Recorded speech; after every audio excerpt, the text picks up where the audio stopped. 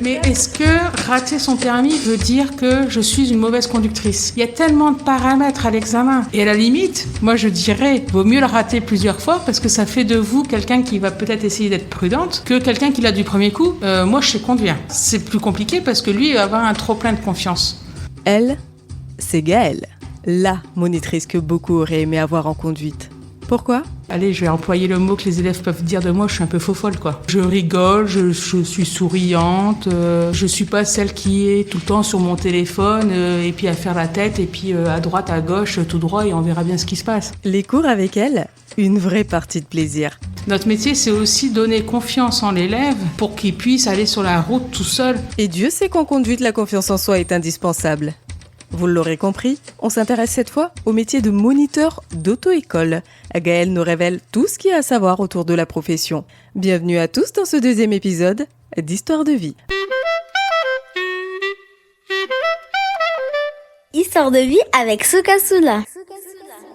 Bonjour Gaëlle. Bonjour. Je suis très contente de vous avoir en face de moi parce que je sens que je vais apprendre énormément de choses. Vous êtes monitrice d'auto-école. C'est un milieu qu'on connaît un peu parce que bon, on a été élève en conduite, mais c'est vrai que tout ce qui englobe la profession en elle-même, il y a un flou. En tout cas pour moi, donc grâce à vous, on va en apprendre un petit peu plus. Mais avant toute chose, avant de rentrer dans le vif du sujet, est-ce que vous pouvez vous présenter et nous présenter votre vision du métier ? Alors, je m'appelle Gaëlle Franqueville, je suis de Aminoise, donc je suis enseignante de la conduite depuis 2008. Ma vision du métier, c'est surtout un métier qui est lié à la sécurité routière, mais aussi à faire évoluer une personne dans plein de compétences finalement, puisque finalement être sur la route, c'est être avec les autres. Dans des discussions qu'on peut avoir avec les élèves, c'est aussi le faire évoluer sur plein de choses dans sa vie en fait. C'est hyper intéressant ce que vous dites, l'humain finalement au centre de tout, c'est ce que je comprends. On aura l'occasion d'ailleurs de développer tout ça tout au long de ce podcast. C'est un métier qui n'est pas du tout ordinaire que vous exercez, j'imagine au quotidien, ça demande énormément de patience, de concentration aussi. Vous allez nous dire d'ailleurs si en matière de sécurité, chaque cours représente un risque pour vous, pour votre propre sécurité. Mais d'abord, dites-nous, comment est-ce que cette aventure a-t-elle démarré ? Alors, cette aventure, elle a démarré pour moi en 2006, suite à un licenciement dans le milieu du spectacle où je travaillais, c'était mon souhait à la base. Le jour de mon licenciement, en fait, j'ai débarqué dans une auto-école. Quand je dis débarqué, c'est que j'ai poussé la porte et j'ai dit comment on fait pour être moniteur auto-école ? Mais non. Mais si. Et en fait, voilà, je venais de me faire licencier vraiment, mais injustement, pour une faute grave, une faute d'orthographe que je n'ai pas vue. Une faute d'orthographe, licenciement Oui. pour une faute d'orthographe. Incroyable. Et donc du coup, moi c'est dans mon caractère, c'est-à-dire que je tombe mais je me relève. Bien sûr. Et je me relève 2 fois plus haut, quoi. J'ai engagé les démarches pour faire cette formation.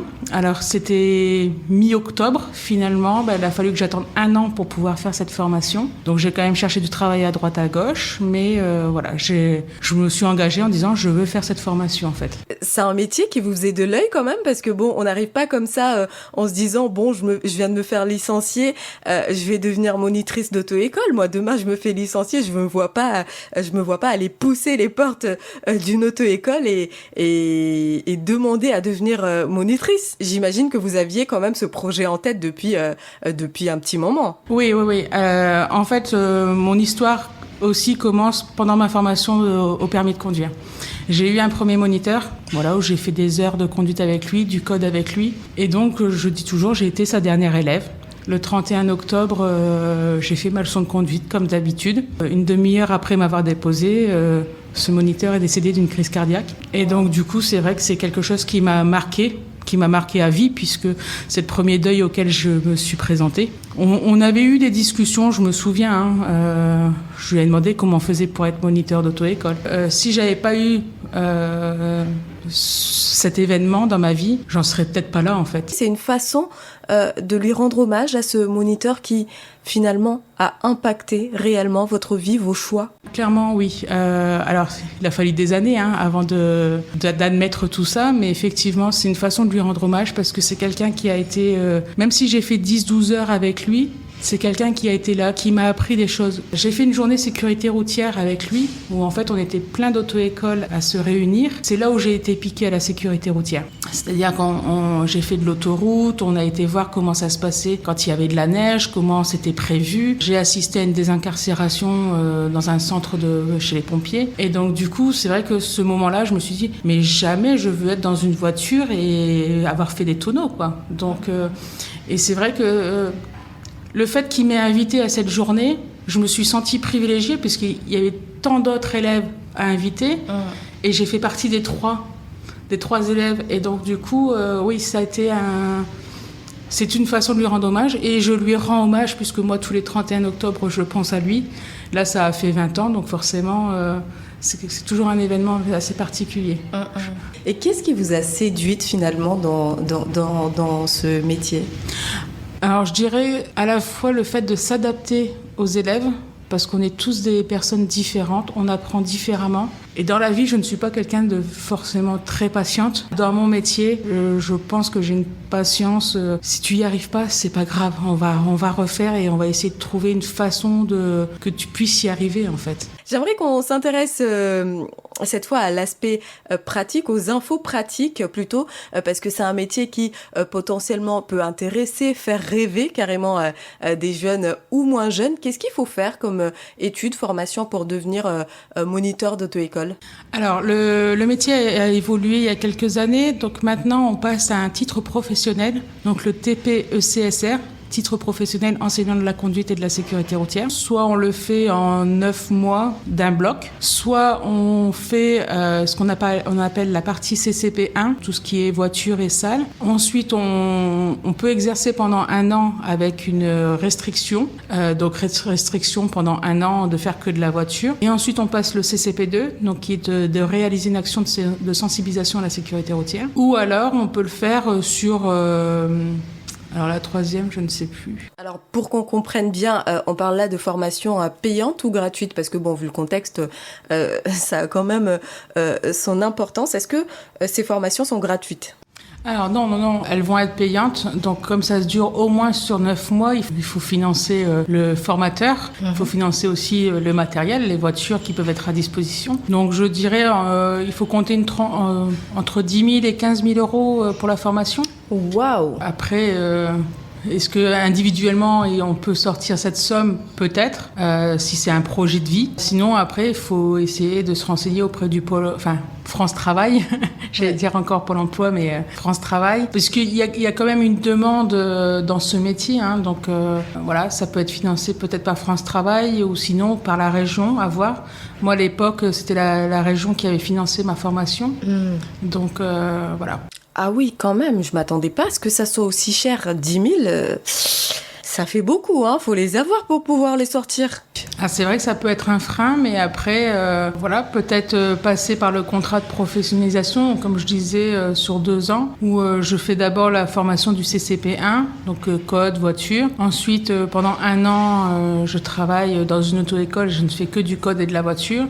Et peut-être que là, le prix peut être un petit peu abaissé, voilà, à vérifier auprès des centres de formation. Et en termes de prérequis, il faut un diplôme particulier pour intégrer les formations, brevets, baccalauréat par exemple ? Alors il faut, ce que j'ai essayé de passer avant de revenir ici, le BAFM. Alors maintenant ça va changer de titre, parce que c'est pareil, ce diplôme il a disparu. Les personnes qui l'ont, mais voilà, maintenant c'est un autre titre. Et donc du coup il faut effectivement passer le BAFM. Donc maintenant c'est le TPFM-SR. Il faut avoir un diplôme supplémentaire pour pouvoir former les futurs moniteurs auto-école. Cependant, moi je l'ai fait pendant 9 mois en métropole, où j'ai formé des futurs TPE-CSR parce que j'étais sous tutorat d'une BAFM. D'accord.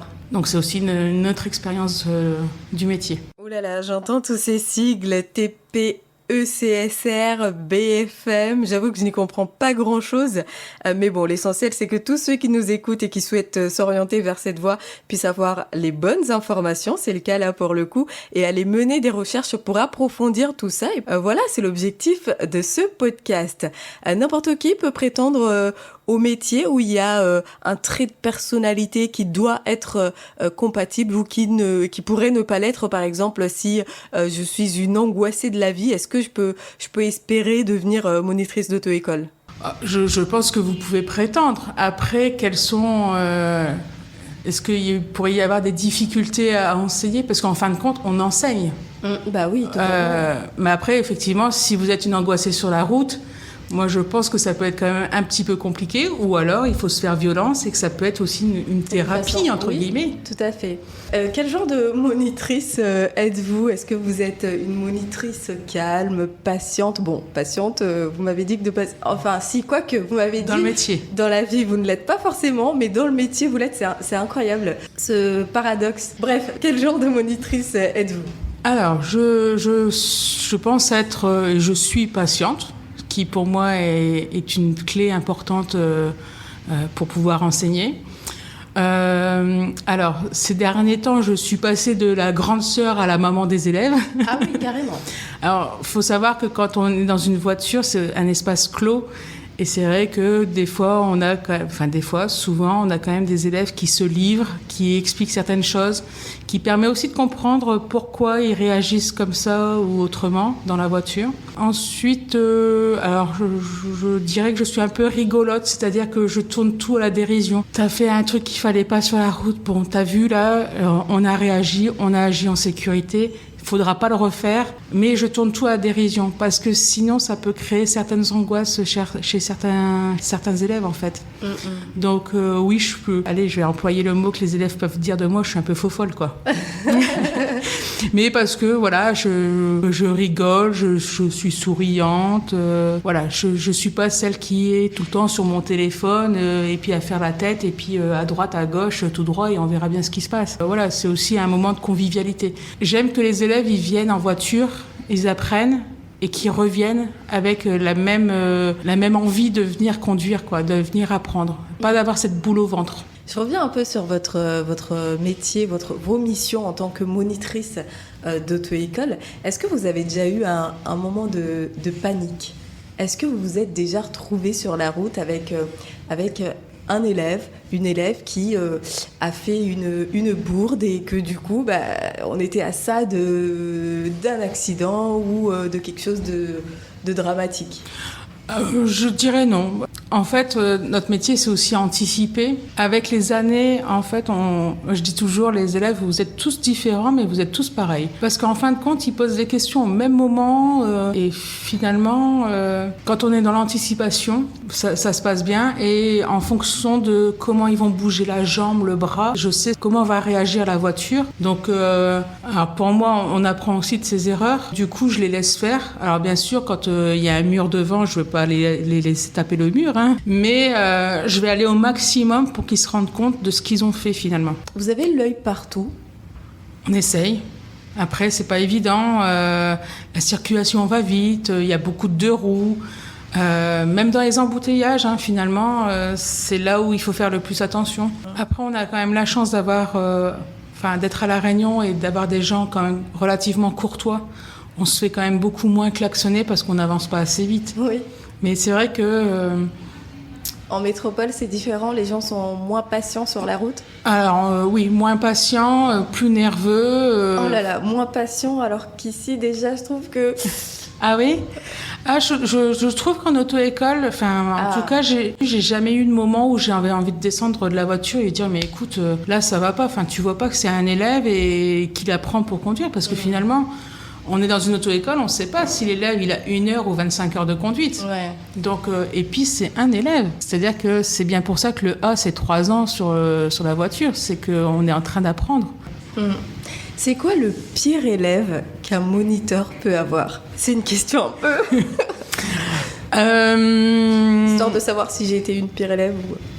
Le pire élève, c'est celui qui pense tout savoir et qui en fait... je me doutais. Voilà. Il croit tout savoir et t'as rien à lui apprendre.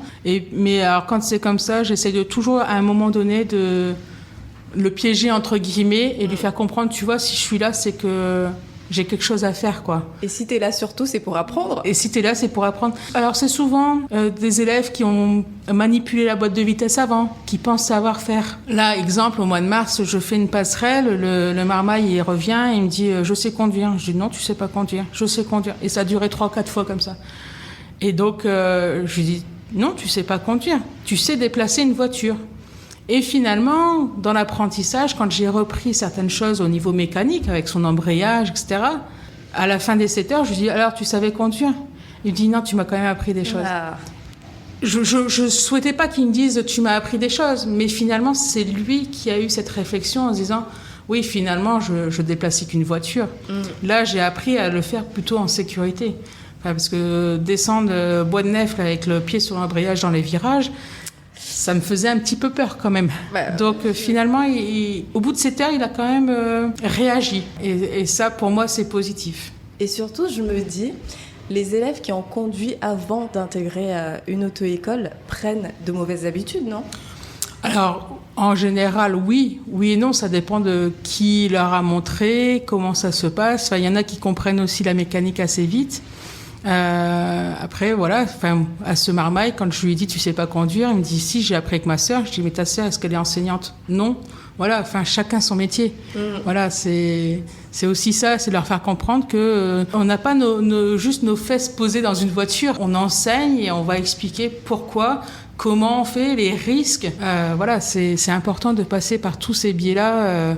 Quand on va travailler une compétence en conduite. Bien sûr, moi j'ai le souvenir d'avoir eu 4 moniteurs d'auto-école.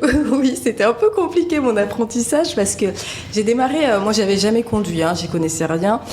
J'ai démarré avec un moniteur qui pour le coup était très nerveux. D'accord. D'entrée, les premières heures, à un moment il m'a mis une tape à la main parce que j'avais mis un coup de volant. Du coup, je me suis dit, ok, là, il faut peut-être que je change de moniteur parce que sinon, je vais payer dans le vide. Puis après, je me suis retrouvée avec un moniteur qui était plutôt cool, sauf que je n'avançais plus vraiment.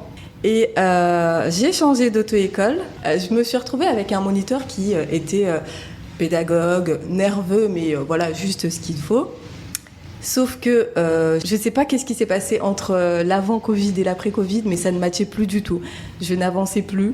Lui manquait de patience. Au début, il était un peu nerveux, ce qu'il faut, mais puis par la suite, il était nerveux. Et donc, le 4e moniteur qui est venu et qui a fait qu'au final, j'ai obtenu mon permis n'était pas un vrai moniteur. C'était mon conjoint. D'accord. On a fait une location voiture double pédale. Ça se fait, je crois. Oui. Voilà. Donc, il m'a fait passer le permis comme ça parce qu'en fait, à un moment, quand j'ai raté mon permis pour la 3e fois, oui, parce que j'ai raté mon permis 3 fois, je suis arrivée à la maison, j'étais en pleurs, j'étais au bout de ma vie et il a dit bon, ok, là, c'est plus possible, je prends le relais. Finalement, avec lui, c'était beaucoup plus simple, peut-être parce que je le connais aussi et il m'expliquait d'une autre manière, on va dire. Alors c'est vrai qu'on a tous des manières différentes d'expliquer les choses. Notre métier, c'est s'adapter à l'élève. Alors il y a ceux qui vont le faire, puis il y a ceux où c'est comme ça, c'est pas autrement. Ces personnes-là, c'est plus compliqué finalement, puisque ils ne font pas avancer l'élève, puisque ça n'est pas adapté à la personnalité de l'élève. Quand je disais que je suis un peu faux-folle, finalement, selon les élèves, je le suis pas du tout. Il y a quand même un cadre dans la voiture. On avance et on apprend.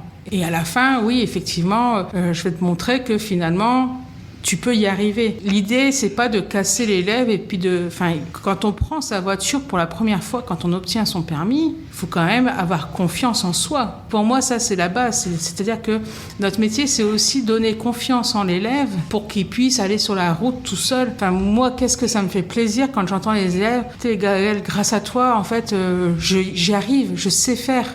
Et donc, Pour moi, ça, c'est le plus important, en fait. Je sais pas si j'ai répondu à la question. Ah non, mais totalement. Je pense que c'est ce qui me manquait aussi, moi, à l'époque. Je manquais énormément de confiance en conduite. Forcément, quand on rate le permis 3 fois, on se dit, bon, ok, là, faut que je m'achète une trottinette électrique parce que ça va plus Mais faire. est-ce que rater son permis veut dire que je suis une mauvaise conductrice? Il y a tellement de paramètres à l'examen. Vous passez avec quelqu'un que vous ne connaissez pas. Sur une route, vous ne savez pas ce qui va se passer.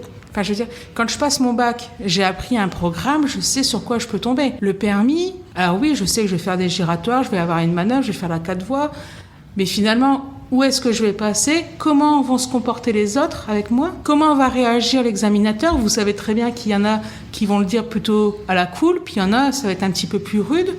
Et suivant comment je suis ce jour-là, je réagis pas du tout de la même façon. Donc finalement, c'est pas parce que je passe 3 fois, 5 fois, 10 fois que je suis mauvaise conductrice. Et à la limite, moi je dirais, alors ça c'est psychologique, vaut mieux le rater plusieurs fois parce que ça fait de vous quelqu'un qui va peut-être essayer d'être prudente que quelqu'un qui l'a du premier coup. Moi je sais conduire. Et donc là, c'est plus compliqué parce que lui il va avoir un trop plein de confiance. Je suis tellement émue face à ce que vous dites, mais vraiment, oh là là, j'aurais aimé vous avoir comme monitrice. Oh, c'est gentil. Mais oui, vous êtes bienveillante, vous m'avez l'air en tout cas, et en plus vous faites des vidéos sur TikTok.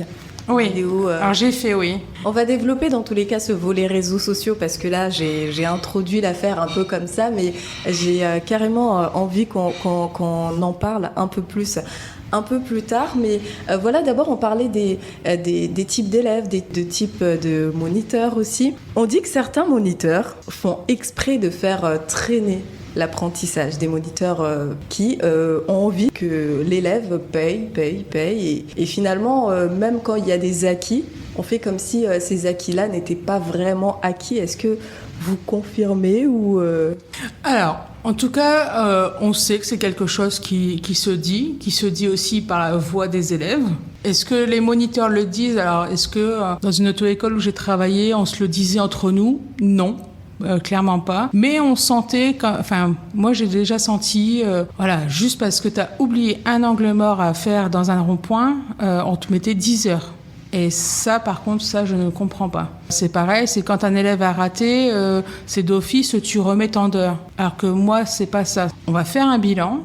On va voir ce qui se passe, parce qu'il y a des élèves, ils vont attendre 15 jours, ils vont avoir tout oublié, entre guillemets, et d'autres, ou au contraire, peut-être qu'ils vont revenir en ayant absorbé toutes les informations et vont revenir mieux. Voilà. Après, oui, effectivement, ça se dit par la voix des élèves, mais en général, quand les élèves ont le choix, ils vont demander à changer de moniteur, parce qu'effectivement, c'est très facile de dire à un élève, non, t'as pas réussi. Il suffit de lui mettre la pression verbalement. Allez, on y va, allez. Et là, ça y est, vous le perdez, quoi. Et donc, en lui mettant la pression, forcément, il va faire des bêtises. Et puis là, on va pouvoir rajouter des heures. C'est quoi les inconvénients du métier? C'est compliqué parce que j'aime tellement mon métier que... Vous allez me dire qu'il n'y a que des avantages? Alors, on va dire que l'inconvénient, c'est d'être assis et forcément, avec les secousses qu'on peut avoir, on peut avoir des problèmes de dos. Mais c'est vrai que moi, je le compense toujours par autre chose, finalement. Donc, mais c'est vrai que oui, c'est plutôt la position assise dans la voiture qui peut être très contraignante. Voilà. Vous avez l'air d'aimer vraiment votre métier. Qu'est-ce qui vous plaît le plus? C'est que chaque jour est différent. Chaque élève est différent. On a beau commencer 2 ou 3 élèves en même temps, on va travailler la base, le volant, et finalement ils vont tous se débrouiller de façon différente et donc du coup avancer différemment pour aller au même but, savoir conduire un véhicule en toute sécurité. Moi, mon but, c'est pas qu'ils aient le permis. Mon but, c'est qu'ils déplacent la voiture en toute sécurité et qu'ils aient compris que la route, c'est un espace où on doit vivre avec les autres et qu'on doit se déplacer en sécurité.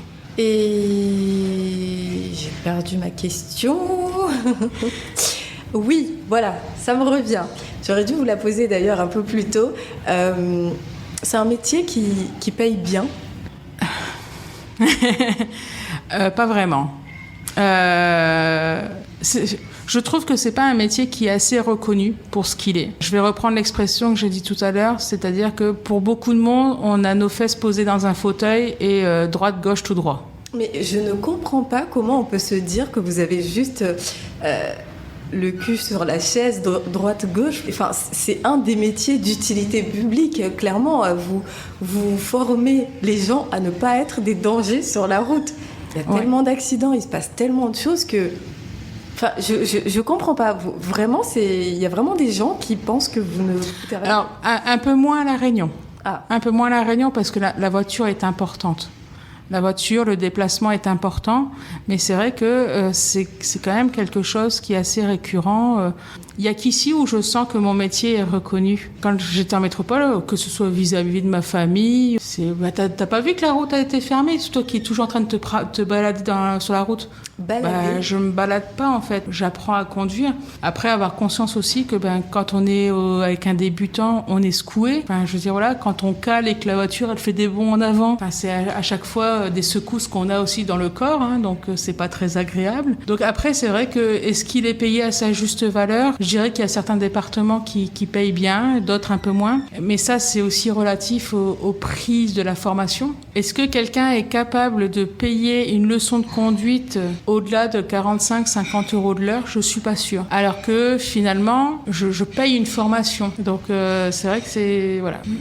Et pour qu'on ait une idée, une fourchette, le salaire peut aller... Je dirais du SMIC jusqu'à 1700, 1800 € peut-être. Après, ce qui paye aussi, c'est le fait de faire des mentions, donc de faire la moto ou le poids lourd. Et puis après, c'est compétences aussi. Je veux dire, faire 35 heures de voiture, c'est pas la même chose que de proposer de faire des cours de code, mais de façon animée. C'est pas juste, je suis prof et puis j'écris sur un tableau. C'est de proposer tout ça. Et c'est vrai que moi, j'ai eu la chance ou pas, c'est les opportunités, c'est mon travail aussi, parce que j'aime pas trop le mot chance, parce que j'ai travaillé pour, mais c'est vrai que mon parcours professionnel fait que j'ai tellement été dans plusieurs cases dans ce métier que finalement, je pense que j'ai acquis certaines compétences qu'un moniteur qui est là depuis 20 ans, 30 ans sur le terrain, mais qui a fait que de la voiture, c'est très bien, parce qu'il en faut, mais... varier un petit peu, c'est quand même la richesse de notre métier, en fait. Mais d'ailleurs, vous le faites aussi? Vous faites passer le permis moto, permis poids lourd? Okay. Non. J'ai formé des poids lourds au code de la route, mais non, j'ai le permis moto, mais formé à la moto, non. C'est pour moi ne pas être dans la maîtrise des personnes, mais c'est une vision perso, de ne pas être dans la maîtrise de la moto qui serait devant moi en formation, ça m'est compliqué. C'est-à-dire que dans la voiture, j'ai des doubles commandes, j'ai le volant à proximité, tout va bien. En moto, vous avez juste la parole. Et puis l'enseignant doit développer encore plus son regard, c'est-à-dire qu'il a le regard sur la route, il a le regard sur ses élèves, qui sont en général 2 ou 3 motos devant, voilà. Donc il faut avoir le regard sur 3 élèves, donc voir 3 choses différentes. Donc pour moi, c'est très complexe. Respect au moniteur moto. Bon, là, j'ai bien envie qu'on parle de ce que vous faites sur les réseaux sociaux. Vous faites des petites vidéos explicatives de ce qui se passe en conduite, comment démarrer en côte, par exemple, comment faire un créneau. Je suis tombée d'ailleurs sur cette vidéo. Je pense qu'elle m'est toujours utile. Bref. Et voilà, qu'est-ce qui vous a donné envie de vous lancer dans ce type de contenu? C'est surtout mes élèves au port où en fait ils me disaient je vais voir sur TikTok des vidéos, et donc du coup j'étais un petit peu visionner un petit peu ce qui se passait sur les réseaux, et puis j'avais envie d'y mettre ma touche, quoi. Enfin voilà, je viens du milieu du spectacle à la base, donc ça m'aide bien, j'aime bien, et donc du coup c'était aussi une façon d'aider aussi les élèves, mais pas que les élèves que j'avais, mais aussi toutes les personnes qui pouvaient avoir accès. C'est vrai que j'ai découvert ça, que ça pouvait aller très vite, très loin. Et donc, du coup, oui, c'était... Franchement, ça sert beaucoup, quand on passe le permis et qu'on tombe sur ce type de vidéos. Enfin, déjà, en général, on va les chercher. Oui. Je me souviens, quand je passais mon permis, j'allais regarder comment est-ce qu'on emprunte un rond-point, par exemple. Ouais. Rond-point, quand il y a plusieurs voies, là, et qui a la priorité sur qui, bref... Donc oui, on va les chercher quand on est élève, et donc ça sert. Effectivement, je pense que quand on est dans l'apprentissage, quand on est dans la voiture, on apprend, mais il y a des élèves qui ont peut-être besoin d'un temps de recul et de regarder ces vidéos et de se dire « Ah, mais finalement, c'est comme ça ». Et peut-être de revoir plusieurs fois la vidéo, ça leur permet de comprendre et surtout d'apprendre. Enfin, je veux dire, la procédure du démarrage en côte, là, comme ça, vous savez, on avait mis 7 heures en formation, je me souviens, pour décomposer tous les mouvements qu'on devait faire, alors que finalement, le démarrage en côte, aujourd'hui, je vous l'explique en 30 secondes. Ah mais... oui, donc même vous, quand vous vous formez, vous passez du temps sur des éléments clés. Ah oui, je me souviens qu'on avait passé 7 heures, une journée complète de formation, où en fait on devait découper, donc on était dans une salle, autour d'une table, à plusieurs. Comment on ferait pour expliquer un démarrage sur le plat ? Et c'est tellement instinctif aujourd'hui, quand on fait le démarrage sur le plat, que le décomposer, c'est compliqué. Alors que finalement, c'est assez simple, mais c'est une procédure. Il y a plusieurs étapes, donc effectivement, peut-être que les élèves, vous leur dites dans la voiture, ils vont l'entendre, ils vont le faire, peut-être pas forcément comprendre tout de suite pourquoi il faut faire comme ça, alors que finalement, peut-être que les vidéos, ça leur permet de mieux apprendre et mieux mémoriser le mouvement, la procédure. Tout à fait. Et en général, quand on consulte ce genre de vidéos, on arrive devant le moniteur en ayant acquis quand même un petit quelque chose. Acquis au moins la théorie, en fait. Oui. Donc, du coup, si j'ai acquis la théorie, je vais pouvoir mieux reproduire en pratique. Tout à fait. Quel conseil donneriez-vous à un jeune qui envisage de s'orienter vers cette voie ? Vers le métier d'enseignant ? Oui. En tout cas, si tu le fais avec le cœur, avec l'envie, si tu aimes les gens, parce que voilà, on a des personnes différentes à côté de nous, fonce, parce que de toute façon, on a besoin de moniteurs auto-école, d'enseignants de la conduite. On en a besoin. C'est un métier qui recrute très souvent. Donc du coup, fonce quoi. Foncez. Si vous avez envie d'être moniteur, monitrice d'auto-école, ça sera le mot de la fin. Merci Gaëlle d'avoir partagé ce moment avec moi. J'ai passé, je ne sais pas toi, mais je ne sais pas vous. Ouh là là, je commence à être un peu trop à l'aise. Je commence à vous tutoyer. Est-ce que vous avez passé un bon moment ? J'ai passé un très bon moment.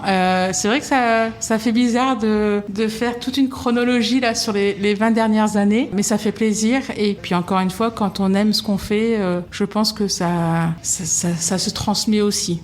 La transmission, j'adore ce mot et je suis complètement d'accord avec vous Gaëlle. Merci encore une fois d'avoir joué le jeu. Merci à vous de nous avoir écoutés jusqu'ici malgré les quelques problèmes techniques que nous avons rencontrés. Par moments, vous l'avez ressenti, la qualité n'était pas au beau fixe. J'ai fait au mieux.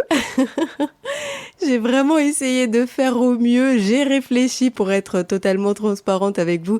J'ai beaucoup réfléchi. Je me suis dit, est-ce que je le sors à cet épisode où je contacte Gaëlle et on le refait. Mais au final, je suis une grande amoureuse de la spontanéité et ce podcast, malgré les petits couacs techniques, était assez spontané. Merci encore une fois d'avoir pris le temps de nous écouter et je vous donne rendez-vous dans 2 semaines à peu près pour un prochain numéro d'Histoire de vie avec une nouvelle personnalité et pas des moindres. Cette fois, nous découvrirons un métier pas comme les autres, un métier qui comment vous dire ? Petit indice, justice. Voilà, ça résume parfaitement. Justice. Je vous laisse avec ça.